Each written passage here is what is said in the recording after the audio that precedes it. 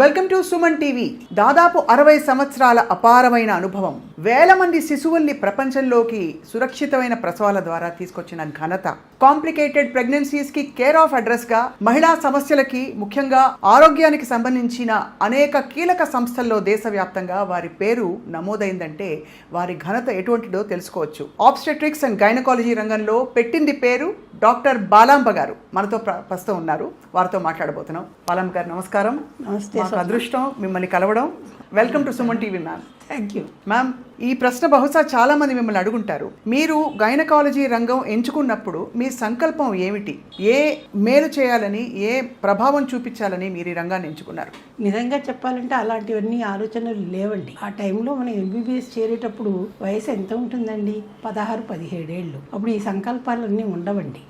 ఎక్కడ సీట్ వస్తే అక్కడ చేద్దాం. అప్పుడంతా మాకు కాంపిటేటివ్ ఎగ్జామ్స్ లేవు. మనకి 12th క్లాస్ అంటే నేను 12th క్లాస్ చదివాను, మల్టీపర్పస్ అంటారు ఆ కాలంలో. పియూసీ కూడా ఉండేది, కానీ నేను స్కూల్ నుంచి డైరెక్ట్ కాలేజ్కి వెళ్ళాను. కాబట్టి మాకు ఇలా ఏదో దేశ సేవ చేయాలి అలాంటి సంకల్పాలన్నీ ఉండవండి. కానీ మన ఇంటి వాతావరణాన్ని బట్టి కూడా కొన్ని మనకి అభిరుచులనండి, లేకపోతే కనుక కొంత డిసిప్లిన్ వస్తుంది. ఎందుకంటే మనకి నిర్ణయించిన పనిని మనకి సంతృప్తికరంగా, ఎదుటివారికి సంతృప్తికరంగా చేయాలి అని. సో అంతేగాని నేను ఎంబీబీఎస్ చేసేసాక ఏదో దేశ సేవ చేసి ఉద్ధరించేసుకుంటాను నన్ను నేను అనలే, ఇంకోళ్ళని ఉద్ధరిస్తానని కూడా నేను అనలేదండి నిజం చెప్పాలంటే. ఇంత ప్రయాణం మీరు ఇంత విజయవంతంగా కొనసాగడానికి మరి గైనకాలజీ రంగంలో మీరు ఎంచుకున్న కీలక అంశాలు ఏమిటి మహిళా సమస్యలకు సంబంధించి? మహిళా సమస్యల కంటేనండి, ఇప్పుడు నేను మొదలుపెట్టినప్పుడు నా ప్రాక్టీసు 60లో నేను 66లో పాస్ అయ్యానండి. 68 కల్లా ఉద్యోగంలో చేరిపోయాను. అప్పుడు మేము ఫస్ట్ ఉద్యోగానికి వెళ్ళినప్పుడు అండి, నాకు అలా ఒక ఊరు ఉందని కూడా తెలియదండి. కర్నూలు జిల్లాలో పత్తికొండ అనే ఒక ప్రదేశంలో నేను మొట్టమొదట పనిచేశాను. అది ఒక సింగిల్ టౌన్ తాలూకా అనుకోండి. మా నాన్నగారు ఒకటే చెప్పారు, నీకు చదువు చెప్పించేసాం, నీ కాళ్ళ మీద నువ్వు నిలబడాలి, నేను ఇక్కడ వెళ్ళను అక్కడ వెళ్ళను అని అనకూడదు. ఇందాకే చెప్పాను కదా, ఇంట్లో డిసిప్లిన్ ఎలా ఉంటే అలాగే మాకు కూడా వస్తుందని చెప్పి అంచేత ఏం మాట్లాడుకుంటే శుభ్రంగా అక్కడికి వెళ్ళిపోయామండి. ఇప్పట్లాగా పైరవీలు అవన్నీ ఆ కాలంలో లేవు. అక్కడికి వెళ్ళిపోయిన తర్వాత నా అంతటి నేనే ఇల్లు వెతుక్కున్నాను. అక్కడ ఒక సోషల్ వెల్ఫేర్ హాస్టల్ ఉండేదండి. రెడ్డి లక్ష్మణ్ గారు అని ఒక ఆవిడ ఉండేవారు. అప్పటికే ఆవిడకి 80 ఏళ్ళు దాటిపోయాలండి. ఆవిడేమో నువ్వు ఒక్కతివి వచ్చావమ్మాయి, నువ్వు ఒక్కతివి బయట ఉండడానికి వీల్లేదు, క్వార్టర్స్ ఉన్నాయి కానీ నాకు అప్పటికి ఖాళీ లేవు, అందుకని అది అలవాటు కాల అని ఆవిడ వార్డెన్ క్వార్టర్స్ ఖాళీ చేయించి అందులో పెట్టేశారు నన్ను. అంటే నా ప్రొటెక్టర్ అన్నమాట ఆవిడ. ఆ కాలంలో అలా కూడా మనుషులు ఉండినారండి. అంటే ఒంటరిగా వచ్చింది, మనం చూసుకోవాలి ఈ అమ్మాయిని, మన ఊరికి వచ్చింది అన్న అది ఉండేది. మరి ఇప్పటి కాలంలో అది కనబట్టంలా. తర్వాత అక్కడ ధైర్యం నేర్చుకున్నానండి మొట్టమొదటి. ఎందుకంటే మామూలుగానే పెద్ద హాస్పిటల్స్లో పనిచేసేటప్పుడు మనకు సుపీరియర్స్ ఉంటారు, వాళ్ళు కవర్ చేస్తారు. అక్కడ ఎవరు లేరు, నన్ను నేనే చూసుకోవాలి, నా పేషెంట్లను నేనే చూసుకోవాలి, వాళ్ళకి ఏదన్నా అయితే కూడా నేనే జవాబుదారి. అప్పటికే మీరు గైనకాలజీ? లేదు, ఎంబీబీఎస్ తోనే వెళ్ళాను. కానీ ఆ కాలంలో ఎంబీబీఎస్ అయినా కూడాను మేము కాన్పులు చేయగలము, సిజేరియన్లు చేయగలము, ఆపరేషన్లు కూడా చేయగలము. అలా మాకు ట్రైనింగ్ ఉండేదండి. ఇప్పుడు ఎండీలు ఎంఎస్లు అయినా కూడా కొన్ని రోజులు పనిచేసిన తర్వాత కానీ వాళ్ళకి ఆ ధైర్యం రావట్లేదు. అలాంటి చోట్ల పనిచేసి మరి ఆటోమేటిక్గా ధైర్యం వస్తుంది. మాకు ఒక సీనియర్ మెడికల్ ఆఫీసర్ ఉండేవారండి, డాక్టర్ ఆంజనేయులు గారిని. ఆయన ఇప్పుడు లేరు. ఆయన నాకు చాలా ధైర్యం చెప్పేవాడు. ఎందుకంటే నాది ఫస్ట్ పోస్టింగ్, ఆయనకి అప్పటికే ఆయన కొంచెం సీనియర్ బాగాను. అంచేత ఆయన నేనున్నానమ్మాయి, నువ్వేమి భయపడకు, నువ్వు చూసుకోనివారు అనమాట. అందుకని ధైర్యంగా అన్నీ చేసామండి. అప్పుడు 2 ఏళ్ళు అక్కడ పనిచేశాను. దాని తర్వాత నాకు అప్పటికి పెళ్ళి అయింది. పోస్ట్ గ్రాడ్యుయేషన్కి కర్నూలు మెడికల్ కాలేజ్లో చేరాను. ఎందుకంటే మా హస్బెండ్ కర్నూలు నుంచి, కాబట్టి అక్కడికి చేరిపోయాను అనమాట. కానీ గైనకాలజీ ఎంచుకోవడం వెనక ఏదో కారణం ఉంటుంది. కారణం అంటే నేను ముఖ్యంగా మా హస్బెండ్ని చెప్పాలండి. ఆయన ఏమన్నాడు, నాకు ముందర ఎండి జనరల్ మెడిసిన్ చేయాలని ఉండేది, ఇప్పుడు దాన్ని ఇంటర్నల్ మెడిసిన్ అంటారు. అవును. ఆయన అన్నది ఎంబీబీఎస్లోనే మనకి అన్నీ చేయగలం కదా, ఎండి చదివినా అదే చేస్తాం, ఎంబీబీఎస్ చదివినా అదే చేస్తాం. కానీ ఆబ్స్టెట్రిక్స్ గైనకాలజీ అంటే స్పెషాలిటీ, మరి ఆడవాళ్ళకి అవన్నీ చెయ్యాలి కదా. నువ్వు జనరల్ మెడిసిన్ చేస్తే మాత్రం నీ దగ్గర మగవాళ్ళు వస్తారని ఎవరు చెప్తారు? ఆ కాలంలో మగవాళ్ళు ఆడ డాక్టర్ల దగ్గరికి అంత వచ్చేవారు కాదు, ఇప్పుడైతే వస్తున్నారు. కానీ కాబట్టి నువ్వు ఆబ్స్టెట్రిక్స్ చేస్తే బాగుంటుందేమో అన్నారు. సరే, ఇంట్రెస్ట్ లేకపోయినా చూద్దామని చేరిపోయాను. నాకు సీట్ వచ్చి చేరిపోయాను. చేరాక నాకు ఇంట్రెస్ట్ పుట్టింది. ఎందుకంటే మంచి మంచి ప్రొఫెసర్స్ ఉండినారు మాకు అక్కడ, బాగా నేర్పించారు. ఎలా అంటే ఛానలైజ్ చేయడం అనమాట మన ఇంట్రెస్ట్ని పేషెంట్ పరంగాను. అంటే పేషెంట్ సెంట్రిక్గా ఎలా ఉండాలి ఒక డాక్టర్ అన్నది అక్కడ నేర్చుకున్నానండి. ఉదాహరణకి మ్యామ్, అంటే ఉదాహరణకి అంటే అక్కడంతా చాలా పూర్ ప్లేస్ అండి. రాయలసీమ చాలా పూర్గా ఉంటుంది, మీకు తెలుసు కదా. గవర్నమెంట్ హాస్పిటల్కి ఎలాంటి వాళ్ళు వస్తారండి, ఏం లేని వాళ్ళే వస్తారు చాలా మటుకు. అప్పుడు ఇప్పుడు ఉన్నంతగా ప్రైవేట్ హాస్పిటల్స్ కూడా ఏం పెద్ద లేవు. ఎక్కువగా మిషన్ హాస్పిటల్స్ ఉండేవి. కాబట్టి చాలామంది అలాంటి వాళ్ళే వచ్చేవాళ్ళు. వాళ్ళకి ఎనీమియా కానీ ఏదైనా కానీ కొన్ని సందర్భాల్లో డాక్టర్లే బ్లడ్ ఇవ్వడం కూడా జరిగేదండి. నేను కూడా ఇచ్చున్నానండి బ్లడ్.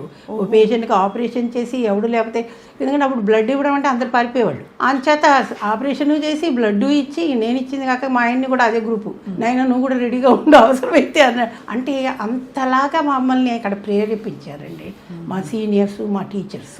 అన్నీ మేమే చేసేవాళ్ళం అండి ఆ కాలంలో. గ్రూపింగ్ మేమే చేయాలి, క్రాస్ మ్యాచింగ్ మేమే చేయాలి, బ్లీడ్ కూడా మేమే చేసుకోవాలి. అలాంటి పరిస్థితుల్లో అప్పుడు మేము పనిచేసాం. ఇప్పుడు డాక్టర్లకు అవన్నీ ఏమీ రావండి. ఎందుకంటేను ఇప్పుడు అన్నిటికీ టెక్నీషియన్స్ ఉన్నారు. ఎందుకంటే మనం చాలా ముందుకు వెళ్ళిపోయాము, అభివృద్ధి చెందింది మెడిసిన్ కూడాను, అన్నిటికీ టెక్నీషియన్స్ వచ్చేసారు. కాబట్టి ఇప్పుడు పరిస్థితులు అవన్నీ ఏం లేవండి. అప్పుడు ఇన్ఫ్రాస్ట్రక్చర్ కూడా చాలా తక్కువ ఉండేది. అనిస్థెటిస్టులు కూడా, అంటే మత్తు డాక్టర్లు కూడా చాలా తక్కువ మంది ఉండేవాళ్ళు. అంత పెద్ద హాస్పిటల్కి ట్రామా, సర్జరీ, ఆర్థోపీడిక్స్, గైనీ అన్నిటికీ కలిపి ఒకటే ఒక మత్తు డాక్టర్ గారండి. కాబట్టి లోకల్ అనిస్థీసియాలు చేయడం కూడా అక్కడే నేర్చుకున్నామండి మేము.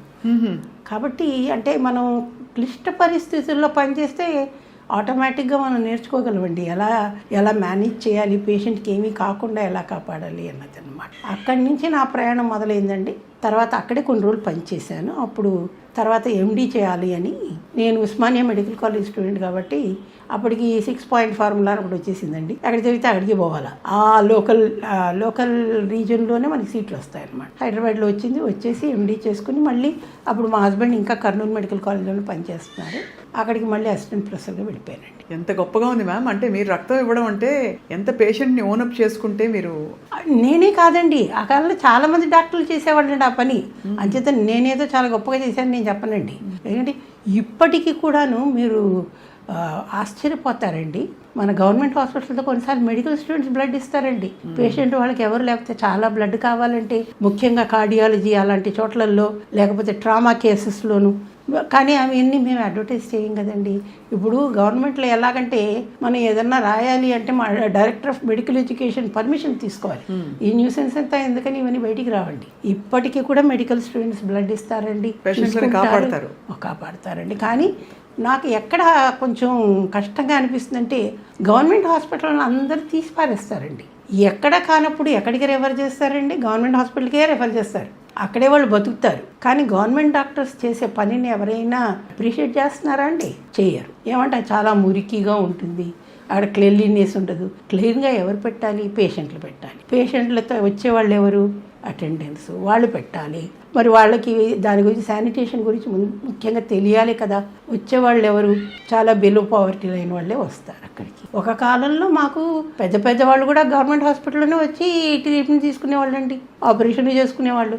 ఇప్పుడంటే 5 స్టార్ హాస్పిటల్స్ వస్తే అందరు అడ్డుకి వెళ్ళిపోతారు. ఆ కాలంలో ఎవరైనా మా దగ్గరికే రావాలి కదా. కానీ వచ్చినా కూడా వాళ్ళు మేము ఇంప్రూవ్ చేయాలి, మేము చేయాలి. ఇప్పటికి కూడా మీరు చూడండి, గవర్నమెంట్ పరంగాను హెల్త్ బడ్జెట్ చాలా తక్కువ ఉంటుందండి. మరి బడ్జెట్ తక్కువ ఉంటే ఎలా ఇన్ఫ్రాస్ట్రక్చర్ ఇంప్రూవ్ అవుతుందండి? చాలా సమంజసమైన ప్రశ్న. అంటే గవర్నమెంట్ హాస్పిటల్ మీద నమ్మకం ఇప్పటికీ మీరు అన్నట్టు ఎవరు తీసుకునే కేసెస్ వాళ్ళు తీసుకుంటారు గవర్నమెంట్ హాస్పిటల్స్లో. ఎందుకంటే మీరు రెసిస్ట్ చేయడానికి లేదు కదా. రెసిస్ట్ చేయడానికి ఇప్పుడు ప్రైవేట్ హాస్పిటల్స్లో రైట్ ఆఫ్ అడ్మిషన్ వాళ్ళది, కానీ గవర్నమెంట్ హాస్పిటల్ అలా కాదు, ఎవడొచ్చినా తీసుకోవాల్సిందే. కానీ ఎంతమంది బతికి బట్టకట్టి బయటికి వెళ్ళలేదండి. కానీ ఎవరైనా అప్రిషియేట్ చేస్తారు? పేషెంట్లే అప్రిషియేట్ చేయరు. అంతా ఈ బయటికి వెళ్ళి అంతమంది డాక్టర్లు మా మెడికల్ స్టూడెంట్స్ బ్లడ్ ఇచ్చి వాళ్ళు బతికినా కూడా నాకు ఇచ్చారు వాళ్ళు బ్లడ్ అని ఎవరైనా చెప్తాడా అండి? ఎందుకంటే వాళ్ళు ఫేస్బుక్లో, ఇన్స్టాగ్రామ్లో రారు కదా ఆ పేషెంట్లు. చాలా గొప్పగా ఒక్క మాటలో చెప్పారు. మీ అనుభవం ఎంతటిదో అర్థమవుతుంది మ్యామ్. కానీ మీ విషయంలో మాత్రం మీరు ఎక్కడుంటే మీ పేషెంట్లు అక్కడికి వస్తారు. మీ మీద వాళ్ళు కల్పించుకున్న నమ్మకం అది, మీ మీద ఉండే గురి అది. బహుశా ఇది చాలా అడగకూడని ప్రశ్నే. ఎన్ని వేల డెలివరీలు మీరు చేస్తుంటారు? అయ్యో తెలియదండి, లక్షలు కూడా ఉండొచ్చు. అంటే మనకి రోజుకి ఎన్ని అవుతాయి మ్యామ్ ఊరికి? అంటే గవర్నమెంట్ హాస్పిటల్లో అయితేనండి ఒక అసెంబ్లీలోనే అనుకోండి, నేను మెటర్నిటీ హాస్పిటల్లో పనిచేశాను.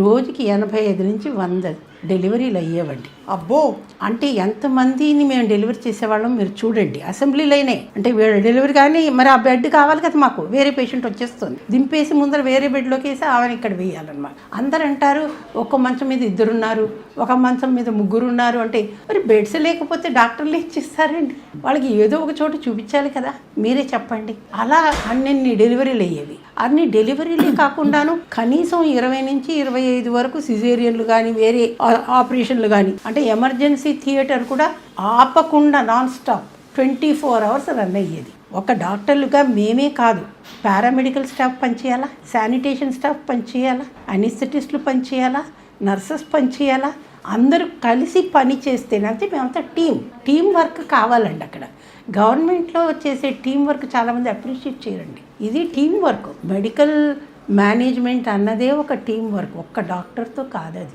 డాక్టర్ వచ్చి ఇప్పుడు మా నర్స్ ఇక్కడే ఉన్నారనుకోండి, ఆవిడ కూడా మీరు చూశారు కదా, వాళ్ళు పేషెంట్లు లోపల పంపిస్తారు, చాలా కంట్రోల్ చేస్తారు. తర్వాత నర్సెస్ ఎక్కువ టైం గడుపుతారండి డాక్టర్ల కంటే కూడా పేషెంట్లతోటి, కాబట్టి వాళ్ళు కూడా బాగుండాలి. సో అల్టిమేట్లీ ట్రైనింగ్ అన్నది చాలా ఇంపార్టెంట్ అండి. ఈ ట్రైనింగ్ అన్నది ఇప్పుడు చాలా మటుకు తగ్గిపోయిందండి. అంటే మునుపున్న టీచర్స్ కానీ, మా ఒక్క స్పెషాలిటీ అని అనను, అన్ని స్పెషాలిటీస్లోనూ, అంటే మెడిసిన్ అని కూడా అనను, అన్ని విధాలుగాను. మేము స్కూల్లో చదివేటప్పుడు అండి మా టీచర్లంతా బాగా చదివే వాళ్ళ మీద దృష్టి పెట్టేవాళ్ళు కాదు, బాగా ఎవరు చదవరో వాళ్ళ మీద ఎక్కువ దృష్టి పెట్టేవాళ్ళు, వాళ్ళు అంటే బ్యాక్ బెంచర్స్ మీద అన్నమాట.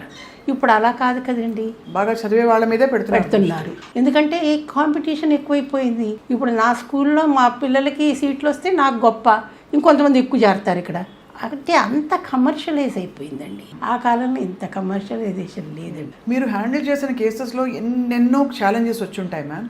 మీకు గుర్తుండిపోయిన క్రిటికల్ కేసు ఏది మ్యామ్? ఒకసారి అండి ఒక పేషెంట్ వచ్చింది, ఏదో క్లాస్లో ఉన్నాం మేము మధ్యాహ్నం మెటర్నిటీ హాస్పిటల్లోనే. మా మత్తు డాక్టర్ గారు అందుబాటులో లేరండి. అదేమో రప్చర్ యూట్రస్ అంటారంటే డెలివరీ టైంలో గర్భాశయం చిరిగిపోయిందనమాట, పగిలిపోయిందంటారు. దానికి ఆపరేషన్ వెంటనే చేయకపోతే చచ్చిపోతుంది పేషెంట్. మా సూపరింటెండెంట్ పిలిచి డాక్టర్ బాలమ్మ నువ్వు వెళ్ళి నువ్వు వెంటనే ఆపరేషన్ చేయాలి, లోకల్ అనెస్థీసియా చేసే అన్నారు. అంటే ఇప్పుడు ఎవరు లోకల్ అనెస్థీసియా చేసేంత ధైర్యం లేదు. మేమంతా ఆ కాలంలో ట్రైనింగ్ కదండి. నేను లోకల్ అనెస్థీసియాలో ఆ పేషెంట్కి హిస్టెక్టమీ చేశానండి. అంటే అంత టర్షరీ కేర్ హాస్పిటల్లో కూడా మేము లోకల్ అనెస్థీసియాలో చేయాల్సి వచ్చిందండి. కానీ పేషెంట్ బాగుంటుంది, పేషెంట్ మాకు థ్యాంక్స్ చెప్పక్కర్లేదండి, కానీ మాకు జాబ్ సాటిస్ఫాక్షన్ ఉంటుంది. పేషెంట్ బాగుంది, ఇంటికి వెళ్ళిపోయింది, ఆ మిగతా పిల్లలకు ఒక తల్లి ఉంది, అది ముఖ్యం కదండి. అవును. ఈ కేసులో ఏమైంది మ్యామ్ ఎగ్జాక్ట్లీ? గర్భసంచి అంటే కొన్నిసార్లు కాన్పు కానప్పుడు, అంటే గర్భాశయం చాలా కంట్రాక్షన్స్ అంటారు, నొప్పులు వస్తున్నాయి, కానీ బిడ్డ పెద్దదిగా ఉంది, బయటికి రాలేకపోతుంది. గర్భాశయం ఏమైపోతుంది, అప్పుడు పగిలిపోతుంది అనమాట. బేబీ కాస్త పొట్టలోకి వచ్చేస్తాం, రప్చర్ యూట్రస్ అంటారు. యూట్రస్ నుంచి పొట్టలోకి వచ్చేయడం కాంప్లికేషన్ కదా మ్యామ్? కాంప్లికేషన్. ఆ పెయిన్ పోద్ది, బ్లీడింగ్ ఎక్కువైపోద్ది కదా, అంచేత అది చాలా అర్జెంటుగా చేయాలి. అది ఎక్కడి నుంచో వచ్చింది, విలేజ్ నుంచి. ఇప్పుడు ఏమవుతుందంటేను వాళ్ళు విలేజ్లో ఉంటారండి, విలేజ్ నుంచి మళ్ళీ పిహెచ్సికి వెళ్తారు, పిహెచ్సి వాళ్ళలో ఇవన్నీ చేయలేరు, డిస్ట్రిక్ట్ హెడ్ క్వార్టర్స్కి వెళ్తారు. డిస్ట్రిక్ట్ హెడ్ క్వార్టర్స్లో అన్ని సదుపాయాలు ఉండకపోవచ్చు, ఇప్పుడంటే ఇప్పుడు చాలా సదుపాయాలు చేశారనుకోండి. అక్కడి నుంచి టెర్షరీ కేర్ అంటే మా దగ్గర పంపిస్తారు, ఇంకా ఇదే ఫైనల్ అన్నమాట. అక్కడ మేము చేయలేమని అనలేం కదండి, మాకు మత్తు డాక్టర్ అందుబాటులో లేరు, అందుకని నేను చేయలేని ఎలా చెప్తానండి, అంటే మేము చేయాలంతే. అలా మీరు ఆ రిస్క్ తీసుకుని ఆ కమిట్మెంట్తో చేసి బతికించారు. ఇలా బతికించిన పేషెంట్లు కాంప్లికేటెడ్ కేసెస్ నుంచి బయటపడ్డ వాళ్ళు మీతో టచ్లో ఉంటారా మ్యామ్? ఎవరు ఉండరండి, అది మేము ఎక్స్పెక్ట్ కూడా చేయకూడదు. వాళ్ళ దృష్టిలో మా డ్యూటీ మేము చేసాం. కానీ అందరూ మీకుండే అపారమైన ప్రతిభానుభవానికి అందరూ కమర్షియల్ మార్గంలో వెళ్ళినప్పుడు మీరు మీ ప్రభుత్వ రంగానికి ఎక్కువ మందికి అందుబాటులో ఉండడం అనే ప్రాధాన్యతను ఎందుకు ఎంచుకున్నారు మ్యామ్? ఎందుకు ఎంచుకున్నాను అంటే కనుకనండి, ఒకటేమో అది స్థిరమైనటువంటిది. మొట్టమొదట ఆ కాలంలోనే అందరం గవర్నమెంట్లోనే చేరాలని అనుకునేవాళ్ళం అండి. ఇప్పట్లా కాదు కదండి, ప్రైవేట్కి వెళ్ళిపోవాలి అన్నది కాదు. ఎందుకంటే మా ఇంట్లో అందరూ కూడా గవర్నమెంట్ జాబ్సే చేశారు. మా నాన్నగారు గవర్నమెంట్లోనే ఉండినారు, మా తాతగారు గవర్నమెంట్లోనే ఉన్నారు, నేను కూడా గవర్నమెంట్లో చెప్పాను. అలా అయిపోయింది. కానీ అందులో ఉండేది మీకు అర్థం కావట్లేదు. అప్పుడు medical colleges, private medical colleges లేవు కదండి. టీచింగ్ నాకు ప్యాషను, కాబట్టి మెడికల్ కాలేజ్లో అయితేనే మీరు టీచ్ చేస్తారు, బయట ఎక్కడ టీచ్ చేస్తారండి. అందుచేత నేను రిటైర్ అయినాక కూడా 15 సంవత్సరాలు టీచ్ చేశానండి ఫ్రీగా. మా పోస్ట్ గ్రాడ్యుయేట్స్కి వచ్చేవాళ్ళు. ఇక్కడే మాకు ఒక ప్రొఫెషనల్ అసోసియేషన్ ఉంది, ఆబ్స్టిక్ and gynae society of Hyderabad అని, అక్కడ చేసేదాన్ని. సో పోస్ట్ గ్రాడ్యుయేట్స్ వచ్చి అక్కడ పాఠాలు వినేవాళ్ళు. వారానికి ఒకసారి పాట చెప్పింది. 15 సంవత్సరాలు చేశానండి. ఇంకా తర్వాత కోవిడ్ వచ్చాక ఆపేశాను. మ్యామ్, మనం డీల్ చేసేది గైనకాలజీ వ్యవస్థ లోపల గురించి మాట్లాడితే 100 సంవత్సరాలు అంటే సంపూర్ణ జీవితం కాలం ఏ విధమైన సమస్యలు రాకుండా ఇవి ఉండాలంటే దానికి ఏమన్నా ఒక విధానం ఉందా? ఆలోచన విధానం, జీవన శైలిలో చేసుకోవాల్సిన మార్పులు ఉన్నాయా మ్యామ్? మొట్టమొదటిదండి న్యూట్రిషన్ అండి. ఫుడ్ కంటే బెటర్ ట్రీట్మెంట్, బెటర్ మందులు లేవండి. మనం ఏం తింటున్నా, ఎలా తింటున్నా, ఎలా వండారు, ఇవన్నీ చాలా ఇంపార్టెంట్ అండి. ఆ కాలంలో అడల్ట్రేషన్ లేదు. తర్వాత అన్నీ కూడాను మామూలుగా ఆర్గానిక్ మెన్యూర్సే ఉండేవి. ఇప్పుడు వచ్చాయి అన్నీ మనకి కెమికల్స్. కాబట్టి ఆ కాలంలో మేము తిని బాగానే ఉన్నామండి. తర్వాత ఇప్పుడు ఆటలు అనేది ఒక పెద్ద పార్ట్ ఆఫ్ అవర్ ఎడ్యుకేషన్. ఎందుకంటే ప్రతిరోజు స్కూల్లో లాస్ట్ పీరియడ్ గేమ్సే ఉండేవి. అవును. ఇప్పుడు గేమ్స్కి అసలు ఎక్కడైనా గ్రౌండ్ ఉందా స్కూళ్ళలో? లేదు. స్కూళ్ళు అన్నీ వర్టికల్గా పెరుగుతున్నాయి కానీ హారిజాంటల్గా ఎక్కడ పెరగట్లేదు కదండి. పాత స్కూల్స్ చూస్తేనే అక్కడ ప్లే గ్రౌండ్ ఉంటుంది, ఇంకెక్కడా లేదు.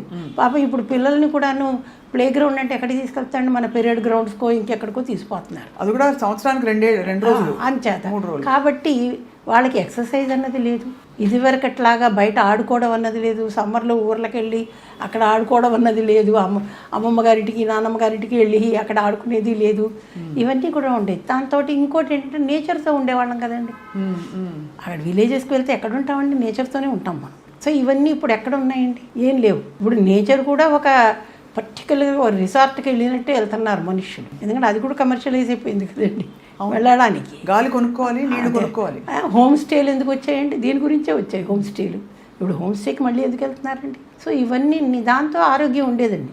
So nothing like food ready. So ఇంట్లో ప్రిపేర్ చేసినంత మేలు ఇంకోటి ఉండదు. Home cooked food that is the best thing. అందులో ఏమన్నా ఒక 4-5 పదార్థాలు మహిళలకి మస్ట్ అని చెప్పేవి ఈ సంపూర్ణ ఆరోగ్యంతో. ఆకుకూరలు, పప్పు దినుసులు. రోజు గుడ్డు తినాలని లేదండి, రోజు మీటి తినాలని లేదండి. ఎందుకంటే మన దేశంలో సో కాల్డ్ నాన్ వెజిటేరియన్స్ కూడా వారానికి ఒకసారి తింటారు యావరేజ్గా చూస్తే, ఎవరో కొంతమంది తప్పిస్తేను. కాబట్టి పప్పు దినుసులు ఉండాలి. అప్పుడు కూడా రోజు ఒకే పప్పు ఉండేది కాదు కదండి. ఒక రోజు పెసరపప్పు అయితే, ఓ రోజు మినపప్పు, ఓ రోజు కందిపప్పు, ఇలా ఉండేవి. ఇప్పుడు అలా కాదు కదా, ఏదో ఒకటే. అలా కాకుండా రకరకాల లెంటిల్స్ కదండి ఇవన్నీ. లెంటిల్స్ అన్నీ మనం మిక్స్ చేసి తింటే ప్రోటీన్స్ బాగా వస్తాయి. ఆడుకునేవాళ్ళు కాబట్టి కండరాలు డెవలప్ అవుతాయి. ఇవన్నీ కూడా చాలా ముఖ్యం. తర్వాత అఫ్కోర్స్ వ్యాక్సినేషన్ చాలా ఇంపార్టెంట్. ఇప్పుడైతే చాలా వచ్చాయి ప్రివెంటివ్ వ్యాక్సినేషన్స్. హెచ్పివి ఒకటి అంటే మహిళలకి అంటే హెచ్పివి తర్వాత పెరిగాక కదండి. ఇది ముందర నుంచే, పుట్టినప్పటి నుంచి కూడా ఇవ్వాలి కదా. పోలియో కానీ, డిపిటీ కానీ, అన్నీ కానీ. మగపిల్లలకి ఎందుకు ఇవ్వాలండి? ఆడపిల్లలు కూడా ఇవ్వాల్సిందే కదా. ఇప్పుడు అందరికీ ఇస్తున్నాం కదా. అలా వీళ్ళకి కూడా ఇస్తారు. 9 నుంచి 15 ఏళ్ల మధ్యలో మనకి 2 వ్యాక్సిన్ ఉన్నాయండి, క్యాన్సర్ ప్రివెంటివ్ వ్యాక్సిన్స్. మనం ఎక్కువ హెచ్పివి గురించి మాట్లాడుతున్నాం కానీ హెపటైటిస్ బి వ్యాక్సిన్ కూడా మాట్లాడాలండి. లివర్ క్యాన్సర్ రాకుండా దానికి మనకి వ్యాక్సిన్ ఉంది కదా, అది కూడా వేసుకోవాలి. మహిళల్లో లివర్ క్యాన్సర్ తరచూ వస్తుంటుందా? తరచూ రాకపోవచ్చు కానీ రాకుండా ఆపడానికి ఉన్నప్పుడు ఎందుకు వేసుకోకూడదండి? ఎందుకంటే హెపటైటిస్ బి అన్నది కూడాను సెక్షువల్గా సంక్రమించేదే కదండి. అవును. అంచేత హెచ్సివికి మళ్ళీ లేదు వ్యాక్సిన్, ఏం చేయలేము. కాబట్టి తర్వాత ముందు ఇంకోటి ఏంటంటే మరీ టీనేజ్లో పెళ్ళిళ్ళు చేయకూడదు. టీనేజ్ ప్రెగ్నెన్సీస్ ఆ కాలంలో మేము చూసినట్టు ఇప్పుడు చూడటం లేదు, అందరూ కొంచెం పెద్దవాళ్ళు అయ్యాకే. కానీ ఇప్పుడు వచ్చిన సమస్య ఏంటంటే మరీ లేట్ మ్యారేజెస్, లేట్ ప్రెగ్నెన్సీస్. కాబట్టి అప్పటికే వాళ్ళకి కొన్ని జబ్బులు వచ్చేస్తున్నాయి, షుగర్లు వచ్చేస్తున్నాయి, బీపీ వచ్చేస్తున్నాయి. వాటన్నిటితో పాటు కొత్తగా వచ్చినవి ఏంటంటే ఆటో ఇమ్యూన్ డిసీజెస్ అండి, ఎస్ఎల్ఈలు, రూమటాయిడ్ ఆర్థరైటిస్లు. వీటన్నిటితో వాళ్ళు ప్రెగ్నెంట్ అవ్వాలి. ప్రెగ్నెంట్ అవ్వాలంటే అప్పుడు మరి అసిస్టెడ్ రిప్రొడక్టివ్ టెక్నిక్స్ లేవు, ఇప్పుడు అవి వచ్చాయి. ఐవీఎఫ్ అనే కదా, ఇంకా చాలా ఉన్నాయి టెక్నిక్స్. సో అసిస్టెడ్ రిప్రొడక్టివ్ టెక్నిక్స్లో ఏమవుతుంది, దాని ప్రాబ్లమ్స్ దానికి ఉన్నాయి. 100% మనం ఎక్స్పెక్ట్ చేయలేము, అంతే కదా. కాబట్టి అవన్నీ కూడా మేము ఇప్పుడు మేనేజ్ చేయాల్సి వస్తుంది. కాబట్టి ఇవన్నీ తెలుసుకోవాలంటే ఇది వెల్ బేబీ క్లినిక్ లాగా ఆడపిల్లలకి కూడాను కనీసం సంవత్సరానికి ఒకసారి గైనకాలజిస్ట్ దగ్గర తీసుకెళ్ళి వాళ్ళకి చూపించాలి.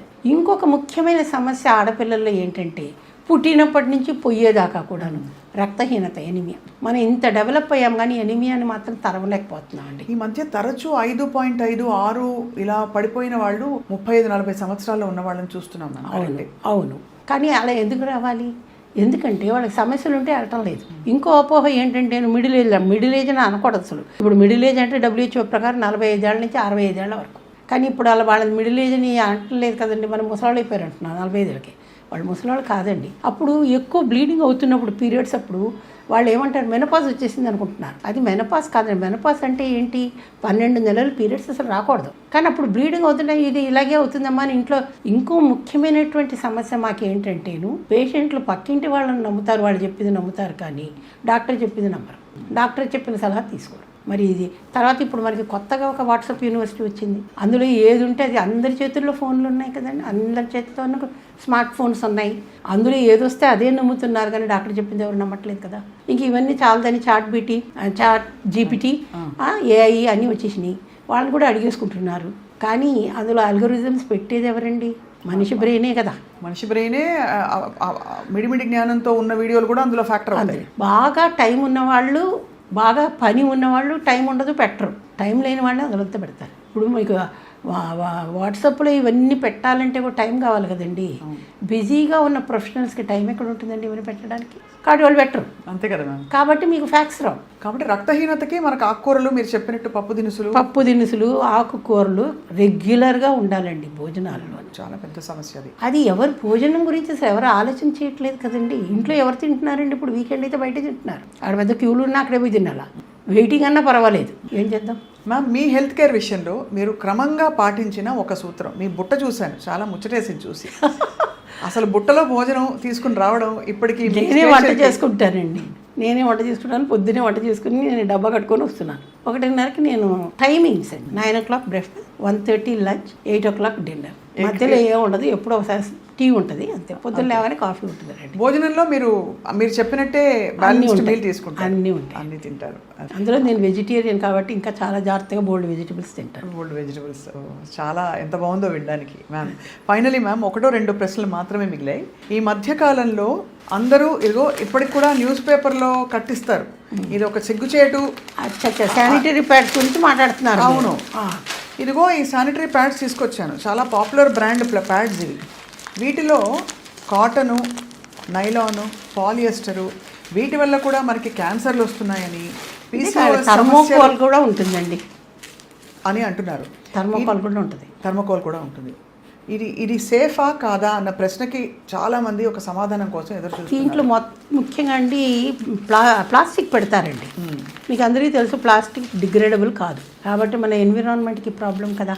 ఒక కాలంలో అందరూ క్లాతే వాడేవాళ్ళు, చాలా క్లీన్ క్లాత్. కానీ ఆ క్లాత్ వాడినప్పుడు కూడా క్లీన్గా ఉండాలి, అవి ఉతుక్కోవాలి, ఇవన్నీ చెయ్యాలి. ఇప్పుడు ఎవరికి ఆ మాత్రం టైం లేదు కదండి.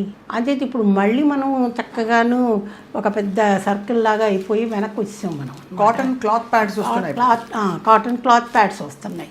మళ్ళీ కూడా వాడచ్చు వాష్ చేసి. అంటే మరీ ఎప్పటికీ అదే వాడలేం, కానీ రిపీటెడ్గా వాడచ్చు. ఒక కాలంలో ఏం చేసేవాళ్ళు, పాత చీరలు, మెత్తవి కాటన్ చీరలు, లేకపోతే పాత పంచులు ఉంటాయి చూడండి, అవే వాడేవాళ్ళు. దే ఆర్ మచ్ బెటర్ అండి. ఎందుకంటే అవి డిగ్రేడ్ అయిపోతాయి కదండి, పడేస్తే కూడా. ఇప్పుడు అలా కాదు కదా. ఇప్పుడు మనకి మెన్స్ట్రువల్ కప్స్ వచ్చేయండి. అవును, కప్స్ అయినా కూడా ఏం పర్వాలేదండి, కానీ అవి కూడా ఎప్పటికీ ఒకేలాగా వాడకూడదండి మనం. కానీ ప్రాబ్లం ఎక్కడ వస్తుందంటే, మ్యారీడ్ వాళ్ళకి కప్స్ ఈజీ పెట్టుకోవడం, అన్మ్యారీడ్ వాళ్ళకి కొంచెం కష్టం. అది హైమోన్ బ్రేక్ అవుతుందా మ్యామ్? అవును, అవుతుంది. కొన్నిసార్లు బ్లీడింగ్ కూడా అవ్వచ్చు. అది ఫిట్ అవ్వాలి, వాళ్ళకి సరిపడా సైజు వాడాలి వాళ్ళు. చిన్నదా, మధ్య తరదా, లేక పెద్దదా అన్నది ఇవి కూడా చూసుకోవాలి. అవి కూడా సేఫే. ట్యాంపన్స్ సేఫ్ కాదండి. ఎందుకంటేను ట్యాంపన్స్కి కొన్నిసార్లు తాడు ఉంటుందండి, లోపల పెడతారు, అది సోక్ అయిపోతుంది. సోక్ అయినప్పుడు లాగేసేదానికి ఆ తాడు ఉంటుంది. కొన్నిసార్లు మర్చిపోయారు అనుకోండి తీయడం ట్యాంపును, అది ఇన్ఫెక్ట్ అయిపోద్ది. బ్లడ్ చాలా మంచి మీడియం కదండి బ్యాక్టీరియాకి. బయటికి తెరుచుకునే టాక్సిక్ షాక్ సిండ్రోమ్ అంటారు దాన్ని. టాక్సిక్ షాక్ సిండ్రోమ్స్ దీంతో చాలా వచ్చాయండి. అందుకని ట్యాంపన్స్ మేము పెద్ద ఎంకరేజ్ చేయమండి. సో వీటిలో కూడా శానిటరీ ప్యాడ్స్లో 100% కాటన్ ప్యాడ్స్ వాడడం ఉత్తమం. భారతదేశం అంతా ఇప్పుడు అన్హెల్దీగా మారిపోయి ఇది వరకు లేనివన్నీ కొత్త పుట్టుకొచ్చేసాయి. మీరు కొంత ఆల్రెడీ చెప్పారు, ఆటలు లేవు, ఆహారం మారిపోయింది, ఇంట్లో వంటలు చేసుకోవట్లేదని చెప్పి. ఒక 3 సూత్రాలు మళ్ళీ మనం పాత పద్ధతులకు వెళ్ళి ఉన్న వాళ్ళలో ఉన్న దాంట్లో కొంచెం ఆరోగ్యం తీసుకురావాలంటే ఏం చేయొచ్చు మ్యామ్? అన్హెల్దీ ఇండియా నుంచి మనం హెల్దీ ఇండియాకి మారాలి. ముందర న్యూట్రిషన్ అండి. కాబట్టి ఇంట్లో తల్లిదండ్రులు ముందర పిల్లలు ఏం తింటున్నాను, మేమేం తింటున్నాం కూడా అవి కూడా పాటించాలండి. సాధ్యమైనంత వరకు ఇంట్లోనే వంట చేయాలండి. టైం మేనేజ్మెంట్, ఇప్పుడు అందరూ కూడా భార్యాభర్తలు ఇద్దరు పని చేసుకుంటున్నారండి. చేసుకుంటున్నప్పుడు టైం మేనేజ్మెంట్ చాలా ఇంపార్టెంట్. నేను వెళ్ళిపోవాలి ఉద్యోగానికి, నేను వెళ్ళిపోవాలి, అందుకని టైం లేదు, బయట నుంచి ఏదో తెచ్చి ఇచ్చేద్దాము. అంచేత ఏమవుతుంది, అవన్నీ బయట నుంచి తెచ్చేటప్పుడు అవి ఎప్పటివో తెలీదు, ఎక్స్పైరీ డేట్ చూసుకోవాలి, ఏం నూనె వాడారో తెలీదు, అందులో ఏం కెమికల్స్ ఉన్నాయో తెలియదు. కాబట్టి టైం మేనేజ్మెంట్ చేయాలి. తొందరగా లేవాలి, తొందరగా పడుకోవాలి. ఆ తొందరగా పడుకోవాలి ఏం చేయాలి, గ్యాడ్జెట్స్ని పెట్టేయాలి పక్కన. పెట్టేసి మనం ఒక ప్రణాళికలాగా వేసుకోవాలి. టైంలో ఈ టైంలో ఇదే చేయాలి, ఈ టైంలో ఇదే చేయాలి. సరే నువ్వు గ్యాడ్జెట్ వాడతావా, దానికి కూడా ఒక టైం పెట్టుకో, పర్వాలేదు. ఇప్పుడు ఈ ఐఫోన్స్, ఈ ఫోన్స్ అన్నీ ఎందుకు వచ్చేయండి, స్మార్ట్ ఫోన్స్ ఎమర్జెన్సీ కొరకు వచ్చేయండి. మన టైం వేస్ట్ చేయమని రాలేదు కదండి అవి. కానీ ఏం చేస్తున్నాం, మనం టైం వేస్ట్ చేస్తున్నాం దాన్ని. మీరు బయటికి ఎక్కడికైనా వెళ్ళండి, అందరూ ఇంతే, ఒక ఫోన్ పట్టుకొని రోడ్డు మీద నడవడం కూడా అంతే. వెనక ఎవడొచ్చి కొట్టినా తెలీదు, హాంక్ చేసిన వెహికల్స్ వినపడవు, ఏమీ ఉండవు. లేకపోతే ఇయర్ ఫోన్స్ మంచివి కావని తెలిసినా అవి పెట్టి తిరుగుతున్నారు. బ్లూటూత్ ఒకటి, ఇవన్నీ పెట్టుకుని తిరుగుతున్నారు. తర్వాత ఎక్సర్సైజ్ చాలా ముఖ్యం. తర్వాత ఫ్యామిలీ టైం అన్నది చాలా ముఖ్యము. సైకలాజికల్ హెల్త్ కొరకు కనీసం ఒక్క భోజనమైనా అందరం కలిసి తినాలి కదండి. రాత్రి పగలు ఎలాగో అందరూ ఉద్యోగాలు వెళ్ళిపోతారు, స్కూళ్ళకి వెళ్ళిపోతారు. రాత్రి భోజనం అంతా కలిసి తినండి. నీ స్కూల్లో ఏమైందని పిల్లల్ని అడగండి. అంత డిసోసియేటెడ్గా ఎందుకు ఉండాలండి మనం. కాబట్టి ఇవన్నీ చాలా ముఖ్యం. హస్బెండ్స్ కూడా వైఫ్కి సహాయం చేయాలి. ఒక కాలంలో జాయింట్ ఫ్యామిలీస్ కాబట్టి పిల్లలు చూసుకోవడం అంత కష్టమయ్యేది కాదు. ఇప్పుడు అలా కాదు కదండి. కాబట్టి మీరు ఎలా మేనేజ్ చేశారో మ్యామ్? మా హస్బెండ్ చాలా హెల్ప్ చేసేవారండి నాకు, వాళ్ళని తయారు చేసేవాళ్ళు. అప్పుడు గ్రాండ్ పేరెంట్స్ ఉండేవాళ్ళు కదండి. మీ డెలివరీలు కూడా మీరు హాయిగా మీరు మానిటర్ చేసుకుని ఏముందండి, శుభ్రంగా మా హాస్పిటల్ కర్నూలులో నేనే వెళ్ళిపోయి నేను పడుకునేదాన్ని, మా ఆయన ఇంట్లో ఉండేవాడు. డెలివరీ అయిపోయేది, మర్నాడు వచ్చేసి ఇంటికి వచ్చేసేవాళ్ళం మేము. ఇప్పుడు అలా కాదు కదండి, అవన్నీ నార్మల్ డెలివరీ. ప్రెగ్నెన్సీ ఒక డిసీజ్ అయిపోయింది. అదే వచ్చిన కష్టం అండి. అందరూ ప్రెగ్నెన్సీని డిసీజ్గా చేసేస్తున్నారు. ఆ పార్ట్ ఆఫ్ లైఫ్ అని ఎవరు అనుకోవట్లా. ఎందుకంటే మీరు రెస్ట్ తీసుకోవాలా, ఉద్యోగం మానేయాలా. ఇంకా ముఖ్యంగా మీరు చూస్తే కనుక సాఫ్ట్వేర్ వాళ్ళైతే వర్క్ ఫ్రమ్ హోమ్ అని ఒకటి రాసిస్తారా, నేను చస్తే రాయనండి, లెటర్ రాయను. ఎందుకంటే జబ్బు కాదు. మేము లాస్ట్ మినిట్ వరకు డెలివరీలు చేసాము, డ్యూటీలు నైట్ డ్యూటీ. అప్పుడు ఆ కాలంలో నైట్ డ్యూటీ అంటే ఇవాళ పొద్దున్న 8 వెళ్తే మర్నాడు సాయంకాలం 5 దాకా ఇంటికి వచ్చేవాళ్ళం కాదు. మరి ఇప్పుడు ఎవరు చేస్తారండి అలా? డ్యూటీలు లేవు కదా, 24 గంటలే. ఇప్పుడు ఈ 8 కూడా ఈ 9కి వెళ్తే మర్నాడు 9కి యూర్ ఆఫ్. అప్పుడు అలా కాదు కదండి. మరి అవన్నీ మేము మేనేజ్ చేసాం కదా. ఇప్పుడు ఎందుకు చేయలేకపోతున్నారు అంటే మనకి ఇంక్లినేషన్ లేదు, ముందర డైరెక్షన్ కూడా లేదు మ్యామ్. ఇప్పుడు మీలాంటి మెంటర్స్ ఇప్పుడు మీరు చెప్పితే కూడా వీళ్ళు పిచ్చోళ్ళు, they don't know work life balance అంటారండి. అంచేత అలా కూడా మేము ఏం చెప్పలేము వాళ్ళకి. అఫ్ కోర్స్ మ్యామ్, ఫైనల్లీ చాలా క్రూషియల్, బహుశా controversial question. Postponement of pregnancy, eggs freeze చేసుకోవడం సరైన పద్ధతిని మీరు ఒక చాలా ఇంత అనుభవం ఉన్న ఒక అవసరమైనప్పుడు చేసుకోవాలి. ముఖ్యంగా ఈ ఎగ్ ప్రిజర్వేషన్, ఫర్టిలిటీ ప్రిజర్వేషన్ అంటారండి. ఆడవాళ్ళకే కాదు, మగవాళ్ళకి కూడానండి. స్పర్మ్ బ్యాంక్స్ ఉన్నాయి. ఎందుకంటే వాళ్ళకి క్యాన్సర్ వచ్చింది అనుకోండి, చిన్నప్పుడు వచ్చే క్యాన్సర్లు చాలా ఉన్నాయండి. కీమోథెరపీ ఇచ్చినప్పుడు ఇవి డ్యామేజ్ కావచ్చు. కాబట్టి ఎగ్ ప్రిజర్వేషన్ అనేది వాళ్ళకి, స్పర్మ్ ప్రిజర్వేషన్ అనేది వాళ్ళకి వచ్చింది దానికండి. కానీ ఇప్పుడు ఏం చేస్తున్నారు అందరంటే, కెరీర్ పరంగాను మేము ఇప్పుడే పెళ్లి చేసుకోవట్లేదు, నెంబర్ 1. చేసుకున్నాం మేము ఇప్పుడే కనదలుచుకోలేదు కాబట్టి మేము ఎగ్ ప్రిజర్వ్ చేసుకుంటాము అంటే అది అంత నా ప్రకారం అండి, నా పర్సనల్ ఐడియా అండి ఇది. అది అంత మంచి పని కాదేమో. ఎందుకంటే 35 ఏళ్ల లోపల పిల్లల్ని కనేయడం మంచిదండి. ఎందుకంటారా, జనరేషన్ గ్యాప్ రాదు ముఖ్యంగా. అది చాలా ఇంపార్టెంట్ అండి పిల్లలతోటి. ఎందుకంటే వాళ్ళ లెవెల్లో మనం మాట్లాడాలి కదండి. ఇప్పుడు ఏమవుతుంది, మీరు 45 ఏళ్ళకి బిడ్డలని కంటే పిల్లలు పెద్దవాళ్ళు అయ్యేసరికి 15 ఏళ్ళు వచ్చేసరికి మీకు 60 ఏళ్ళు వచ్చేసింది కదండి. జీరియాట్రిక్ గ్రూప్లోకి వెళ్ళిపోతున్నారు మీరు. వాళ్ళేమో ఇంకా చైల్డ్హుడ్లోనే ఉన్నారు. కమ్యూనికేషన్ ఎలా ఉంటుందండి, అంతే కదా, అర్థం కావాలి కదా మనకు కూడా. వాళ్ళ బాధలు మనం అర్థం చేసుకోవాలి కదా. సో కమ్యూనికేషన్ గ్యాప్ వచ్చేస్తుంది. కాబట్టి 35 ఏళ్ల లోపల కనడం చాలా ముఖ్యమండి. అప్పుడు మేనేజ్ చేయగలిగాం, ఇప్పుడు ఎందుకు మేనేజ్ చేయలేరు అంటే, ఒక తరం తర్వాత మేము కూడా గ్రాండ్ పేరెంట్స్ మీద ఎప్పుడు డిపెండ్ కాలేదండి, మేము చూసుకున్నాం. దానికి హస్బెండ్ వైఫ్ ఇద్దరు కోఆపరేట్ చేయాలి. చేస్తే తప్పకుండా మేనేజ్ చేయగలమండి. చెప్పాను కదా, టైం మేనేజ్మెంట్. ఇంక్లినేషన్ ఉంటే where there is a will there is a way. మీరు ఒక legend in health care ma'am, ఇది మనస్ఫూర్తిగా మేము చెప్తున్నాం. మీ మాటలు చాలామందికి చాలా హేతుబద్ధంగా సహేతుకంగా చేరతాయి. తప్పకుండా అందరూ వారి వారి జీవితాల్లో మార్పులు చేసుకుంటారు. ఎప్పటికప్పుడు మీరు అనుమతిస్తే మిమ్మల్ని పలకరించి మీ నుంచి కొన్ని విషయాలు తెలుసుకుంటూ ఉంటాం డాక్టర్ బాలమ్మ గారు. తప్పకుండా. మీకు సుమన్ టీవీ తరఫున నమస్కారాలు, కృతజ్ఞతలు. నమస్తే.